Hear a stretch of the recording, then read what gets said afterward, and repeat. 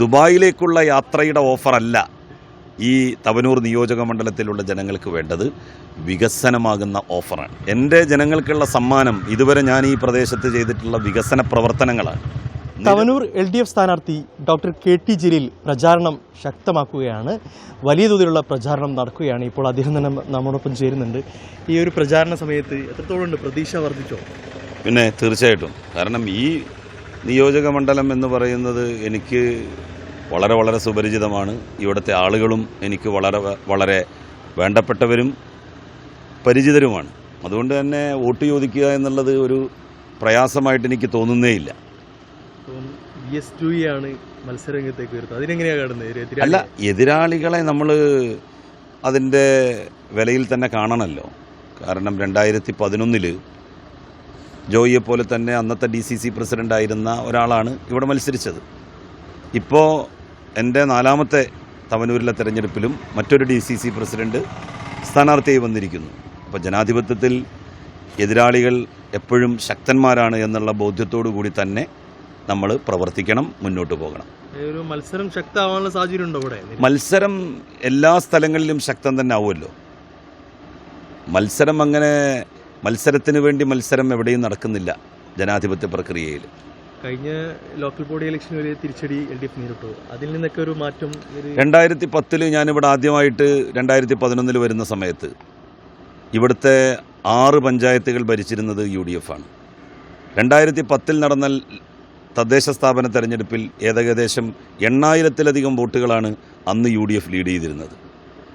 ആ സ്ഥാനത്താണ് 2011 നടന്ന നിയമസഭാ തെരഞ്ഞെടുപ്പിൽ 6800ഓളം വോട്ടുകൾക്ക് ഞാൻ വിജയിക്കുന്നത്. മറ്റൊരു കാര്യം, ഇപ്പോൾ മുസ്ലിം ലീഗ് നേതാവായ CP വാഹാജി ഈ ജോയിക്ക് വോട്ട് കൂടുതൽ ലീഡ് നേടിക്കൊടുക്കുന്ന ബൂത്തുകൾക്കും ഭാരവാഹികൾക്ക് വലിയ ഓഫർ പ്രഖ്യാപിക്കുന്നു. പ്രത്യേകിച്ച് വിദേശയാത്ര പോലത്തെ ഓഫറുകളാണ്. അതിലെങ്ങനെയാണ് കാണുന്നത്? നമ്മളുടെ ജനങ്ങളോടുള്ള ഓഫർ എന്ന് പറയുന്നത് വികസനമാണ്. എൻ്റെ ജനങ്ങൾക്കുള്ള സമ്മാനം ഇതുവരെ ഞാൻ ഈ പ്രദേശത്ത് ചെയ്തിട്ടുള്ള വികസന പ്രവർത്തനങ്ങളാണ്. നിരവധി വികസന പദ്ധതികൾ. നായർത്തോട് പാലം, ഒരു ഗ്രാമം മുഴുവൻ ഇവിടെ നിന്ന് ഇല്ലാതാകുന്ന സ്ഥിതി ഉണ്ടാകുമായിരുന്നു. 7 കോടി രൂപ ചെലവിട്ടുകൊണ്ടാണ് പള്ളിക്കടവ് എന്ന് പറയുന്ന ആ പ്രദേശം 1 കിലോമീറ്റർ നമ്മൾ സംരക്ഷിച്ചത്. അങ്ങനെ തുടങ്ങി നിരവധി പദ്ധതികൾ ഇവിടെയുണ്ട്. അതൊക്കെ ഈ നാട്ടിലെ ജനങ്ങൾക്ക് ഞാൻ കൊടുത്ത ഓഫറാണ്, സമ്മാനമാണ്. അപ്പോൾ ദുബായിലേക്കുള്ള യാത്രയുടെ ഓഫറല്ല ഈ തവനൂർ നിയോജക മണ്ഡലത്തിലുള്ള ജനങ്ങൾക്ക് വേണ്ടത്, വികസനമാകുന്ന ഓഫറാണ്. ഈ പ്രചാരണത്തിൽ മുഖ്യമന്ത്രി അടക്കമുള്ളവർ മണ്ഡലത്തിലെത്തുമോ? 29-ാം തീയതി മുഖ്യമന്ത്രി വരുന്നുണ്ട്, മണ്ഡലത്തിലേക്ക് വരുന്നുണ്ട്. നമ്മുടെ മണ്ഡലത്തിലെ പരിപാടി എടപ്പാളിൽ വെച്ചാണ് അന്ന് വൈകുന്നേരം 5 മണിക്ക് നടക്കുന്നത്. സത്യം പറഞ്ഞാൽ എത്ര ഭൂരിപക്ഷം ഉണ്ടാവും? അതിപ്പോൾ നമ്മൾ അങ്ങനെ പറയാൻ പറ്റില്ല. പക്ഷെ നല്ല ഭൂരിപക്ഷത്തിന് ജയിക്കും. 5 അക്കം പ്രതീക്ഷിക്കുന്നു. അല്ല, തീർച്ചയായിട്ടും നല്ല ഭൂരിപക്ഷത്തിന് ജയിക്കും. ഏതായാലും പ്രതീക്ഷ ഇപ്പോഴും ഉണ്ട്. പ്രതീക്ഷ ഇപ്പോഴെന്നല്ല, എപ്പോഴും ഉണ്ടായിട്ടുണ്ട്. കഴിഞ്ഞ 3 തെരഞ്ഞെടുപ്പിൽ എന്നെ കൈവിടാത്ത നിയോജക മണ്ഡലമാണിത്. ഈ നാട്ടുകാർക്ക് ഞാൻ അവരുടെ മകനോ സുഹൃത്തോ സഹോദരനോ ചങ്ങാതിയോ ഒക്കെയാണ്.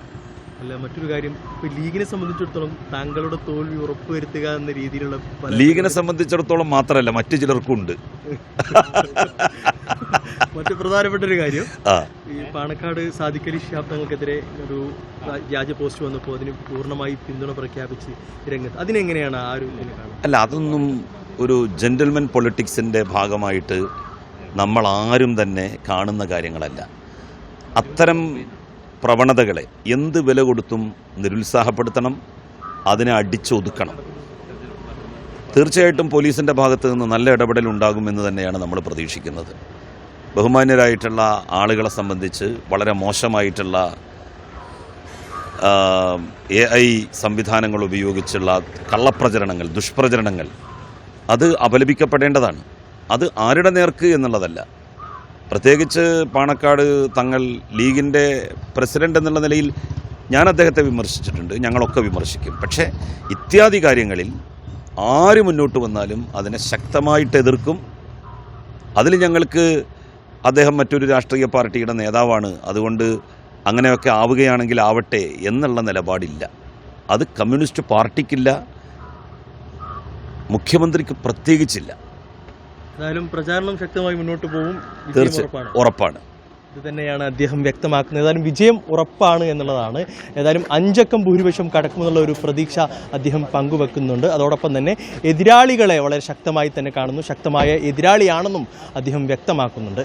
ജിത്തു ഭട്ടത്തിനൊപ്പം യൂനസ് അഹമ്മദ്, മീഡിയ 1, തിരൂർ.